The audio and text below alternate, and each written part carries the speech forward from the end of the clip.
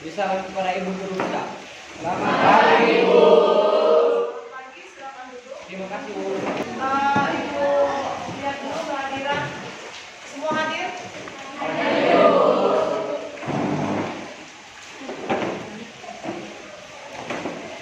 Sebelum kita memulai pembelajaran kita aku, karena di luar sedang hujan, untuk membangkitkan semangat kita di jam pertama ini, kita buat dulu yang semansaka.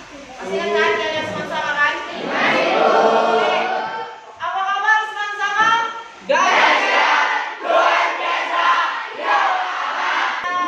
Sebelum kita memulai pembelajaran kita, Ibu mau mengingatkan terlebih dahulu atas pembelajaran kita pada pertemuan sebelumnya. Di pertemuan sebelumnya, kita sudah mempelajari tentang yang namanya aturan angka penting. Ada beberapa aturan angka penting yang sudah pernah Ibu informasikan sama kalian. Coba, siapa yang bisa menjelaskan beberapa aturan angka penting secara sederhananya? Angkat tangannya nakku. Silakan, ya, silakan nakku. Yang pertama, semua angka bukan adalah angka penting. Oke, satu. Kemudian, semua angka nol di antara angka bukan nol itu adalah angka penting. Oke, dua. Kemudian, angka nol di sebelah kanan bukan angka nol, bukan angka penting, kecuali ada garis di bawahnya.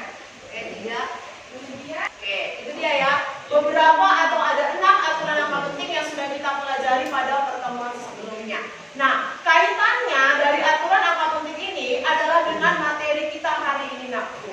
Sudah, sebelum kalian tahu materi kita hari ini tentang apa, sekarang Ibu tanya dulu sama kalian.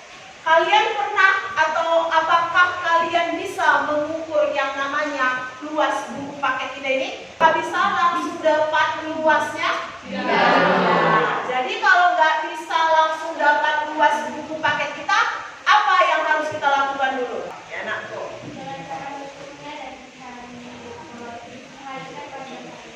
Oke, dengan cara mencari panjangnya, baru mencari lebarnya. Dengan apa kalian cari nanti? Garis mistar. Iya, dengan menggaris atau mistar. Nah, ini kaitan kita pada hari ini, nakku. Materi kita hari ini yaitu tentang yang namanya pengukuran. Nah, jadi tujuan pembelajaran kita pada hari ini yang pertama kalau kalian lihat adalah melalui kegiatan eksperimen kalian dapat menganalisis penggunaan alat ukur panjang dengan benar. Itu yang pertama. Yang kedua adalah melalui kegiatan eksperimen kalian dapat menganalisis penggunaan alat ukur massa dengan benar. Yang ketiga, melalui kegiatan eksperimen dan diskusi nanti kalian dapat membandingkan alat ukur panjang yang paling teliti secara tepat. Yang keempat, melalui kegiatan eksperimen kalian dapat mengkombinasikan hasil pengukuran alat ukur panjang dengan aturan angka penting secara tepat. Dan yang terakhir, melalui kegiatan eksperimen kalian dapat mengkombinasikan hasil pengukuran alat ukur massa dengan aturan angka penting secara tepat. Ini dia 5 tujuan pembelajaran yang akan kalian dapatkan dari materi tentang yang namanya pengukuran. Nah, kok seperti biasa, karena kita menggunakan kurikulum Merdeka, maka Ibu selalu sampaikan tentang yang namanya profil pelajar Pancasila yang akan kalian capai pada pembelajaran hari ini. Yang pertama ada mandiri, bernalar kritis, dan yang ketiga adalah bergotong royong. Nah, sebelum kalian melakukan eksperimen dan diskusi, ada kaitan manfaat pengukuran ini, materi kita ini tentang kehidupan sehari-hari. Yang pertama, kalau kalian nanti misalnya mau masuk ke bagian kedokteran, kalau kalian mau masuk ke kedokteran, khususnya di bidang farmasi, kalian mau meracik obat, kalian harus menggunakan yang namanya timbangan. Kan nggak mungkin salah kan nanti komposisi obatnya, itu yang pertama. Nah, sebelum kita melakukan eksperimen aku, Ibu akan membagikan soal pretest.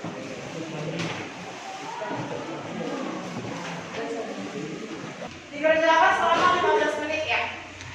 Jangan ada yang tanya teman kanan kiri muka belakang.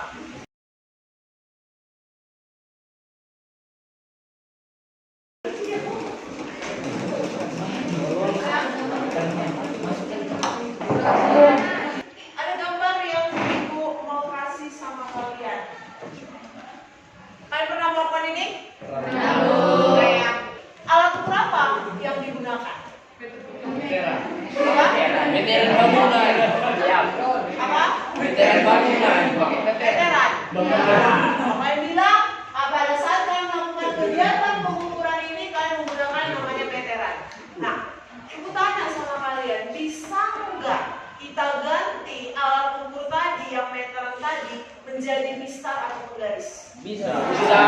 Bisa? Bisa. Tidak. Ada yang bilang bisa, ada yang bilang tidak. Ibu ambil dua jawaban. Yang bilang bisa dulu, kenapa? Yang perempuan ya. Karena meteran sama mister sama-sama alat ukur baku. Alat ukur? Baku. Ini yang bilang bisa ya. Kan Yabes mau bilang bisa atau tidak? Bisa, Bu. Bisa, oke Yabes dulu. Karena satuannya sama. Karena satuannya sama. Kita ambil jawaban yang tidak bisa. Siapa tadi?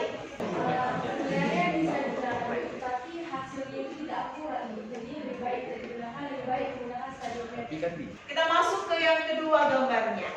Nah, di sini ada kejadian, ya kan?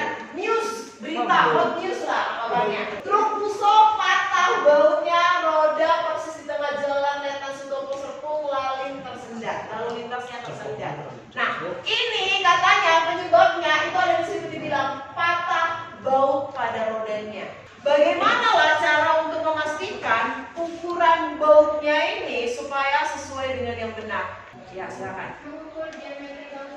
Mengukur diameter bautnya. Nah, sekarang kalian tugasnya adalah membentuk kelompok seperti yang sudah Ibu kasih tahu pada pertemuan sebelumnya.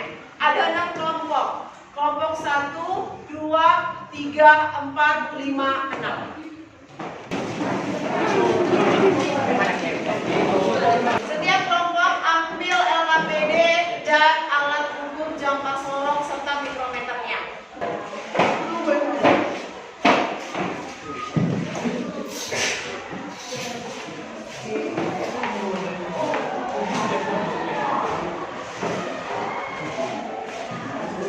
Setelah itu di bagian bawah ada hipotesis masalah.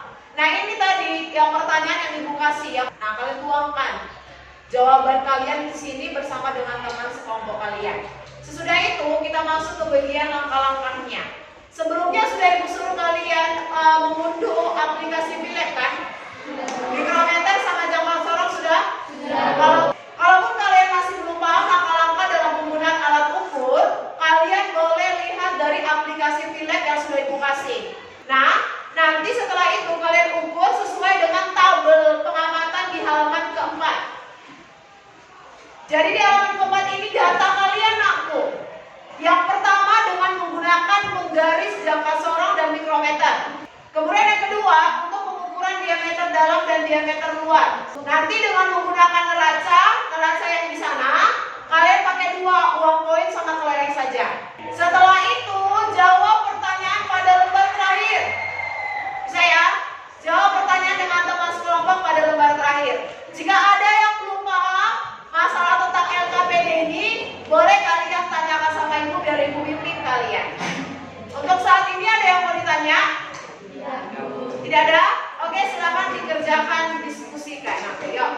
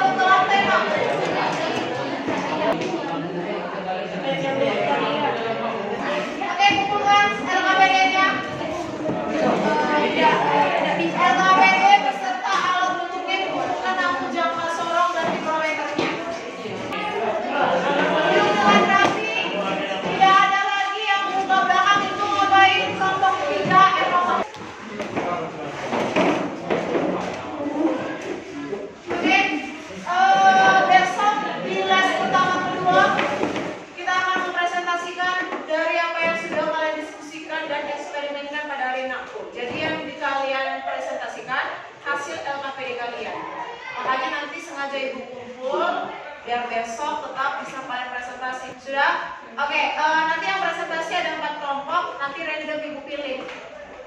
Saya, jadi setiap yang presentasi harus ada yang menanggapi atau memberikan pertanyaan. Oke, sebelum kita tutup pembelajaran kita pada hari ini, aku coba siapa yang bisa memberikan kesimpulan dari apa yang sudah kita bahas pada hari ini. Coba 2 orang. Apa kesimpulan yang bisa kalian dapatkan dari pelajaran kita hari ini? Ya, silakan aku. Jadi kesimpulan yang saya dapatkan dalam pembelajaran kita kali ini adalah dalam mengukur benda dengan menggunakan mikrometer skop dan jangka suara serta penggaris serta mengukur menggunakan neraca. Dari untuk mengukur ukur panjang yaitu mikrometer skop itu kita dapat mengukur kekebalan suatu benda, kemudian panjangnya, kemudian diameternya. Sedangkan jangka suara kita dapat mengukurnya diameter dalam maupun luasnya serta panjangnya dan memiliki tingkat ketelitian yaitu 0,01 mm. Sedangkan yang mikrometer skop tadi di alat ukur yang kita gunakan tingkat ketelitiannya adalah 0,05 mm. Sedangkan dalam menggunakan besar atau penggaris tingkat ketelitian itu lebih rendah yaitu 1 mm. Jadi menurut saya dan kelompok saya dalam menggunakan untuk mengukur suatu benda diameternya lebih baik menggunakan mikrometer skop. Demikian yang dapat saya sampaikan. Ada lagi yang mau ngasih kesimpulan hari ini? Kesimpulan yang saya dapat hari ini, setiap alat ukur itu mempunyai fungsi tersendiri. Karena untuk khusus untuk mikrometer itu misalnya itu untuk mengukur barang-barang yang memang lebih kecil dari peruntukan dari jangka sorong dan mikrometer skop itu kan untuk mengukur diameter kebalan. Jadi mikrometer skop ini barang itu lebih kecil karena memang batas maksimal pengukurannya juga ada dan batas maksimal pengukuran dari jangka sorong ini juga lebih besar dari mikrometer skop. Dan juga tadi Mister itu kan ada juga batas pengukurannya. Jadi setiap barang ini, setiap alat ukur ini ada pengukuran yang masing-masing untuk setiap ini. Saja. Oke, any question? Ada yang mau memberikan pertanyaan dari eksperimen kita? Tidak ada? Oke, kalau tidak ada, sampai jumpa besok. Selamat pagi, Nakku. Pagi, Bu.